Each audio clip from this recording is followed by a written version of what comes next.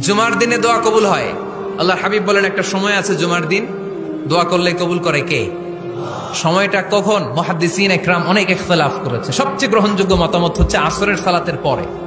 জুমার দিন আসরের সালাতের পরে সূর্য ঢলে পড়ার আগে দোয়া করলে কবুল করবে কে? কোরআন খতমের পরে দোয়া করলে কবুল হয়। কোরআন খতম করেন না আপনারা?